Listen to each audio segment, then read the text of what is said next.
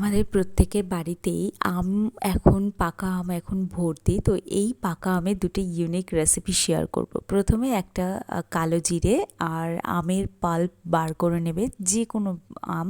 চেষ্টা করবে একটু মিষ্টি আম নেওয়ার। আর দেখো আমি নিয়েছি ময়দা। তোমরা ময়দা না খেলে আটাও নিতে পারো, তবে ময়দাটা নেওয়াটা কিন্তু বেটার।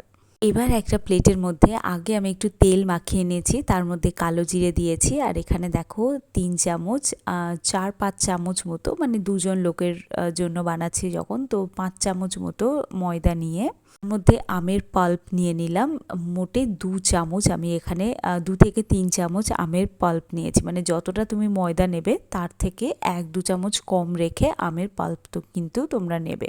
বেসিক্যালি এটা একটা ডো তৈরি করতে হবে, আর ডোটা কিন্তু জল দেওয়া যাবে না, মানে আমের পাল্পের থেকেই যে জলটা রয়েছে সেই জল দিয়েই তোমরা মানে সেটা দিয়েই দেখবে ময়দাটা মাখা হয়ে গেছে। মাঝে মাঝে ওতে একটু সাদা তেল অ্যাড করে যেতে হবে, যাতে ডোটা আরও বেশি সফট হয় এবং একদম মানে সেই ওই ছোলে ভাটুরে হয় না, ঠিক ওই ভাটুরা টাইপের হয়ে যাবে। এই ডোয়ের যে ন্যাচারাল কালারটা রয়েছে ইয়েলো কালার টাইপের, এটা কিন্তু সম্পূর্ণ আমের পাল্পের কালার, এর মধ্যে কিন্তু কোনো রকম কালার ইউজ কিন্তু করা হয়নি। এবার এটাকে কিছুক্ষণের জন্য রেস্টে রেখে দিতে হবে। এবার তোমাদেরকে সাইড বাই সাইড এর সাথে খাওয়ার জন্য আমের সুজি কি করে বানাবে সেটা আমি তোমাদের সাথে শেয়ার করব। তার আগে এটাতে দেখো আমি লেচি করেও রাখছি, মানে কিছুক্ষণ রেখে দেওয়ার পর এটার থেকে লেচিগুলোকে কেটে নিতে হবে। আর কেটে নেওয়ার পর এগুলো কিন্তু আমরা ফ্রাই করব, তার জন্য আমাকে কড়া টড়াগুলো আগে থেকে বসিয়ে রাখবে।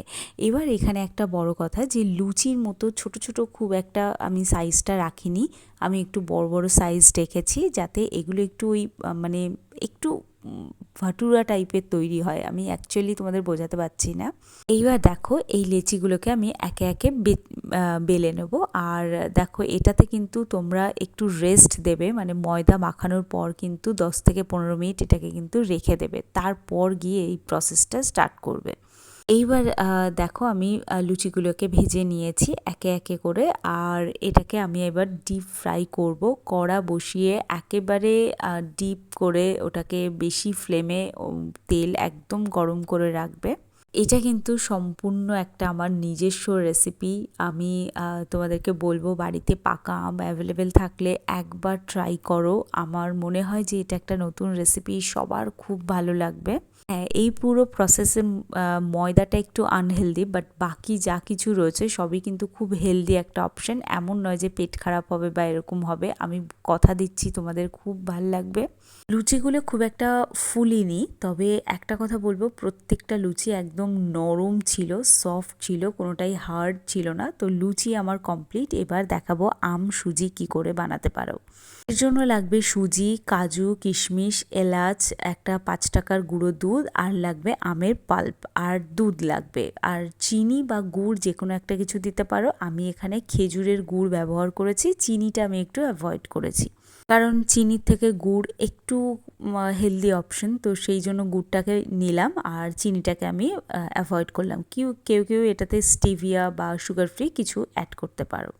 আচ্ছা, এইখানে দেখো আমি একটু কড়াইয়ে ঘি দিয়েছি, তার মধ্যে ঘি সাদা তেল দুটোর মধ্যে যে কোনো একটা কিছু দিতে পারো। এর মধ্যে আমি দিয়ে দিলাম সুজিটা, আর সুজিটাকে ভালো করে লো ফ্লেমে ভাজবে, যাতে লাল হয়ে না যায় বা সুজিটা পুড়ে না যায়। এবার এলাচটাকে একটু ফাটিয়ে দিয়ে সেই এলাচটা আমি দিয়ে দিলাম। এলাচটা দেওয়ার পর আবার একটু এটাকে মিক্স করে নেবো। এই পজিশনে কিন্তু গ্যাসের ফ্লেম একদম কিন্তু লোতে রাখবে, যাতে এটা লাল হয়ে না যায়, পুড়ে না যায়, সেই বিষয়টা কিন্তু খেয়াল রাখতে হবে। এবং এটাকে কিন্তু ভালো করে নাড়তে থাকবে।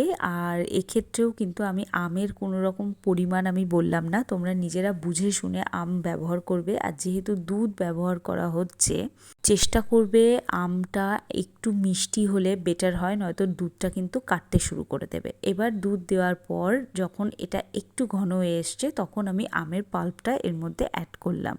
দেখতেই পাচ্ছ যে আমি জাস্ট চোখের আন্দাজে এই রান্নাগুলো হয়। তোমরা 2 থেকে 3 চামচ বা খুব জোর হলে 4 চামচ তোমরা আমের পাল্প অ্যাড করে দিলে, আর অ্যাড করে দেওয়ার পর এটাকে লো ফ্লেমেই রাখবে, ভালো করে মিক্স করবে। যেহেতু দুধ দেওয়া রয়েছে সেই জন্য কিন্তু লো ফ্লেমে না রাখলে এটা দুধটা কিন্তু কেটে যেতে পারে। তো দেখে নাও আমার চ্যানেলে আরও অনেক ধরনের ট্র্যাডিশনাল রেসিপি দেওয়া হয়। তো তোমরা যারা নতুন ভিজিট করছো তারা ডেফিনেটলি কিন্তু চেক আউট করতে পারো। আই হোপ তোমাদের আমার চ্যানেলের রেসিপিগুলো ভালো লাগবে।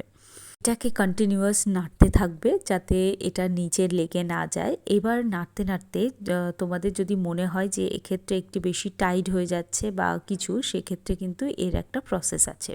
সিচুয়েশানে আমি আখের গুড়টাকে দিয়ে দিচ্ছি। তোমরা এখানে কিন্তু স্টিভিয়া বা সুগার ফ্রি বা চিনি যে কোনো কিছু দিতে পারো। ঠিক এই সিচুয়েশানটাতে কিন্তু তোমাদেরকে অ্যাড করে দিতে হবে, কারণ এর থেকে যে জলটা বেরোবে এই জলটাকে কিন্তু আমাদেরকে শুকিয়ে ফেলতে হবে। এবার তোমরা কাজু কিশমিশ আগে থেকে ভেজে রেখে দিয়ে সেটা ব্যবহার করতে পারো। আমি ভাজি টাজি নিয়ে আমি জাস্ট ডিরেক্ট জলে ভিজিয়ে রেখেছিলাম, সেখান থেকে তুলেই এখানে অ্যাড করে দিলাম। নিজেদের পছন্দ মতো ড্রাই ফ্রুটস এখানে তুমি অ্যাড করে দিতে পারো। আমি কাজুগুলোকে একটু ভেঙে ভেঙে দিয়েছি যাতে অনেকটা হয়ে যায়, মানে আমার কাছে কোয়ান্টিটি অত বেশি নেই, যেটুকু আছে সেটুকু আমি ভেঙে ভুঙে নিজের মতো করে সেটেল করে দিয়েছি। এবার আমি আরেকটু দুধ সাইডে রেখেছিলাম, যে দুধটার মধ্যে গুঁড়ো দুধটা মিশিয়ে আমি এটাকে লাস্ট ফিনিশিংয়ে দিয়ে দিলাম। দেওয়ার পরে এটাকে আরেকটু ফুটতে দিতে হবে। এক্ষেত্রে তুমি গ্যাসের ফ্লেমটা একটু বাড়িয়ে দিতে পারো। যেহেতু সুজি দেওয়া রয়েছে কন্টিনিউয়াস এটাকে কিন্তু নাড়িয়ে যেতে হবে যাতে এটা নিচে লেগে না যায় বা এটা বেশি ড্রাই হয়ে না যায়। যারা একেবারে হালুয়া টাইপের শুকনো করতে চাও তারা করতে পারো, বাট আমি তোমাদেরকে বলবো যে একটু ঝোলঝোল থাকতে কিন্তু নামিয়ে নাও, কারণ সুজি কিন্তু ঠান্ডা হওয়ার পর একটু ফুলে যায়, তো সেক্ষেত্রে কিন্তু প্রবলেম হতে পারে। এবার দেখো আমার একদম রেডি। তবে যেহেতু একটু ঝোলঝোল আছে তাই আমি চেষ্টা করব না, আমি এটাকে আর একটু শুকনো শুকনো করে তৈরি করেছি। তো এটা আমার পুরো রেডি হয়ে গেছে। আর চলো ফাইনাল লুক দেখে নেওয়া যাক। এই হলো আমার পাকা আমের লুচি আর সুজি। বাড়িতে বানিয়ে কমেন্ট করে জানিও কেমন হয়েছে।